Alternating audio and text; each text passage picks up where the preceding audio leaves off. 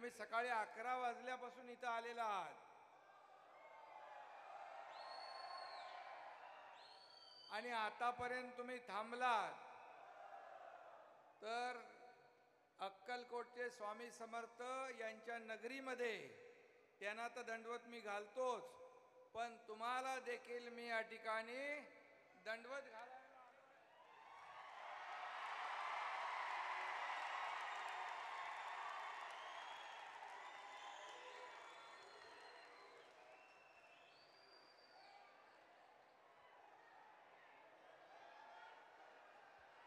खरं म्हणजे तुम्हाला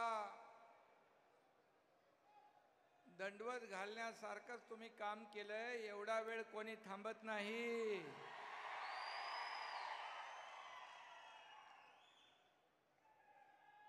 आणि सिद्धराम म्हेत्रे यांनी सांगितलं की आम्ही पैसे देऊन लोक आणले नाहीत.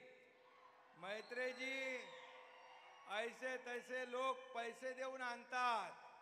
लोक पण तुमचे काम म्हणजे रोग बाय ठोक. आणि मला देखील अशीच लोक आवडतात. खऱ्या अर्थाने आज जे आपण मगाशी म्हणालात की एक शेवटी जाता जाता आपण सांगितलं कावळ्याची गोष्ट, तर मी आपल्याला एवढंच सांगतो, मगाशी त्यांनी स्पष्टपणे सांगितलं नसलं तरी सुद्धा या ठिकाणी मी आपल्याला सांगू इच्छितो की काँग्रेसने अयोध्येतील तंबू नेऊन ठेवले प्रभू श्रीराम, त्यामुळेच त्या पक्षाला उरले नाही काम. शिवसेनेचा भगवा आणि धनुष्यबाण हातात घेऊन उभा आहे तुमचा सिद्धराम.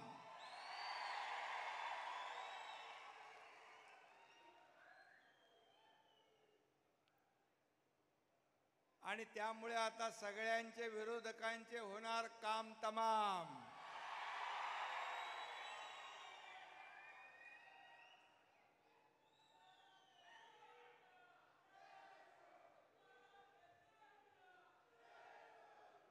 आणि सिद्धराम म्हेत्रे आणि त्यांचे बंधू श्री शंकर म्हेत्रे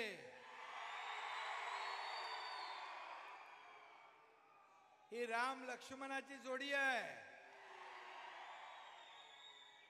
सिद्धराम म्हेत्रे यांच्या राजकीय आणि सामाजिक जीवनामध्ये त्यांचे बंधू शंकर म्हेत्रे यांचं देखील मोठं योगदान आहे.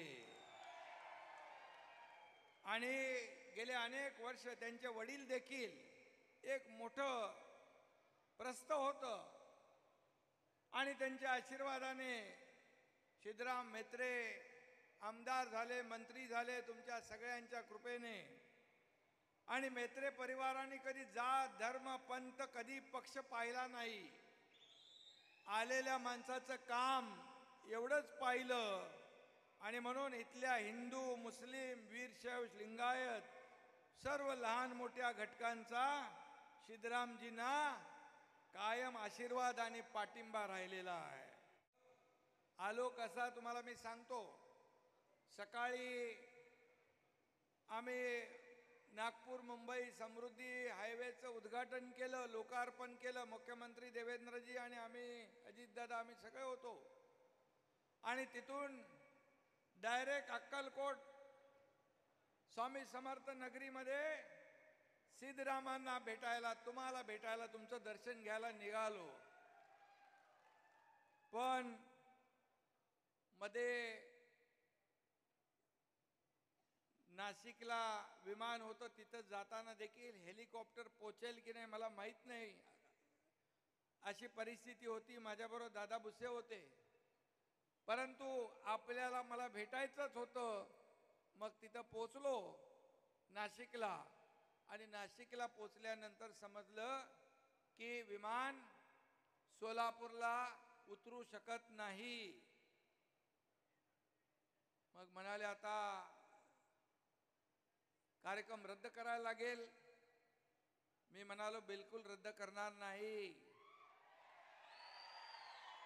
मी म्हणालो पुण्याला जाऊन तिथून पुण्यावरून बाय रोड तुमच्यापर्यंत पोचायचं. पण तोपर्यंत म्हणालो मग बिदर, गुलबर्गा, विजापूर कुठलं एअरपोर्ट चालू आहे आणि गुलबर्गा पण बंद होतं. मग केंद्रीय मंत्री राम नायडू यांना विनंती करून ते विमान आमचं लँड होईल अशी विनंती केली आणि तिथं उतरलो. त्यामुळे बघा इच्छाशक्ती लागते.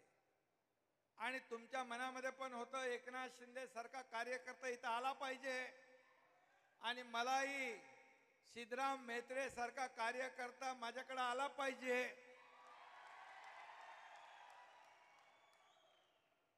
आणि त्यांचे बंधू शंकर म्हेत्रे देखील माझ्यापर्यंत आले पाहिजे आणि त्यांची अख्खी टीम आपल्या सोबत आली पाहिजे आणि तुमच्या सगळ्यांचं जनता जनार्दनाचं दर्शन झालं पाहिजे. ही इच्छा, प्रबळ इच्छाशक्ती होती आणि त्यामुळेच मी इथं पोचू शकलो.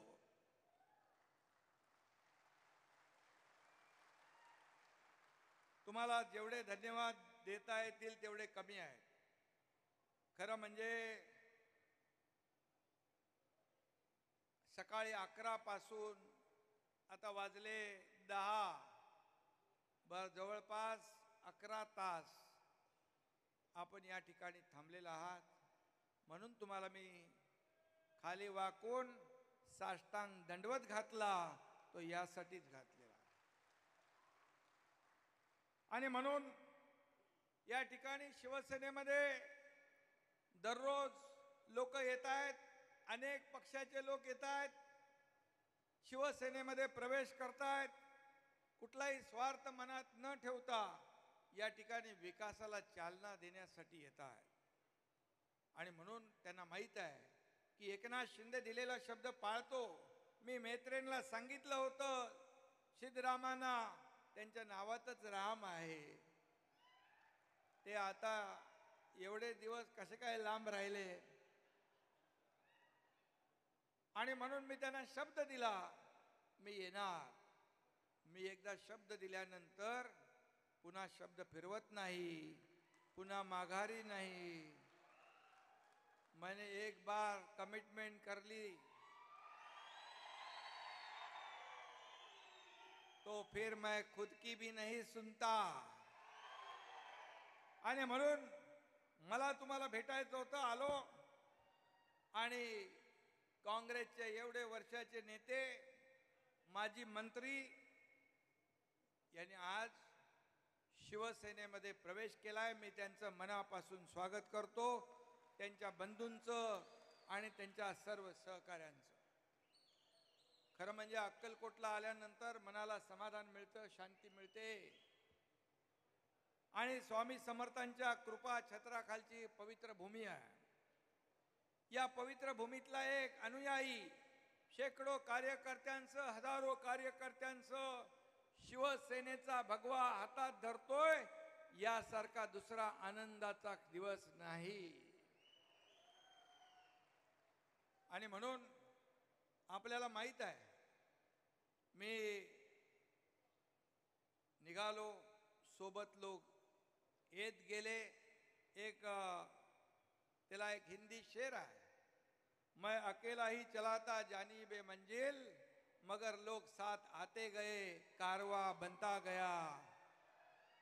असा कारवा वाढत चाललाय, लोक येत चालले. खरं म्हणजे या ठिकाणी मी एवढंच सांगतो, सिद्धरामजी तुम्ही भिवू नका. तुमच्या पाठीशी स्वामी समर्थांचा आशीर्वाद आहे, या महाराष्ट्रातल्या जनतेचा आशीर्वाद आहे, हिंदू हृदय सम्राट बाळासाहेबांचा, आनंद दिघे साहेबांचा आशीर्वाद आहे आणि जनता देखील तुमच्या पाठीशी उभी आहे. आणि म्हणून सिद्धरामजी एक साधा सुद्धा कार्यकर्ता स्वतःला समजतात. ते परंतु त्यांनी जे काम केलंय, त्यांच्या खऱ्या अर्थाने त्यांचे सातलिंगप्पा मेत्रे वडील, बरोबर आहे, त्यांचं देखील समाज कार्य फार मोठं होतं. आणि म्हणून अतिशय श्रीमंत घराण्यात जन्म होऊन देखील त्यांच्या कधी स्वभावामध्ये श्रीमंतीचा कधी दर्प आला नाही. अगदी गरीबातल्या गरीब कार्यकर्त्याला भेटणं, त्याला मदत करणं, कुठलाही अहंकार नाही, गर्व नाही. आणि म्हणूनच अशाच माणसाला भेटायला मला आवडतं. कारण मी देखील एक शेतकऱ्याचा मुलगा, या राज्याचा मी मुख्यमंत्री झालो. आणि अनेक लोक वडिलांच्या नावावर बडाया मारतात, फुशारक्या मारतात, परंतु सिद्धरामजींनी कधी ते काम केलं नाही. सिद्धरामजी जमिनीवर पाय ठेवून चालले, जमिनीवरचा कार्यकर्ता बनले. आणि म्हणून कधी त्यांच्या मनाला अहंकाराचा स्पर्श झाला नाही. हा त्यांचा मोठेपणा आहे, हा त्यांचा मोठेपणा आहे. आणि म्हणून कार्यकर्त्याचा नेता अशी त्यांची, कार्यकर्त्यांचा नेता अशी त्यांची प्रतिमा आहे. कार्यकर्त्यांचा खंबीरपणे पाठराखण करण्याचं काम त्यांनी केलं. परंतु त्यांनी हयात घालवली काँग्रेसमध्ये. परंतु काँग्रेसचा हात सोडून त्यांनी आज शिवसेनेचा भगवा हाती घेतलेला आहे. मी मगाशी म्हणालो, मी काय कोणावर टीका करणार नाही, परंतु जिथे दिशा नाही, जिथे दशा झाली, तिथे काय सिद्धराम मेत्रे हे अनुभवी आहेत. आणि खऱ्या अर्थाने आज पुन्हा एकदा मी सांगतो, त्यांच्या नावात राम आहे. त्यांना आता कळलेलं आहे की एकनाथ शिंदे सारखा कार्यकर्ता कार्यकर्त्यांच्या मागे उभा राहतो. 2.5 वर्षात जे काम केलं या राज्यामध्ये त्यांनी पाहिलंय, अनुभवलंय. आणि म्हणून जहा नहीं चैना वहा नहीं रहना हे सिद्धरामजीने ठरवलं. आणि आज ते शिवसेनेमध्ये दाखल झालेले आहेत.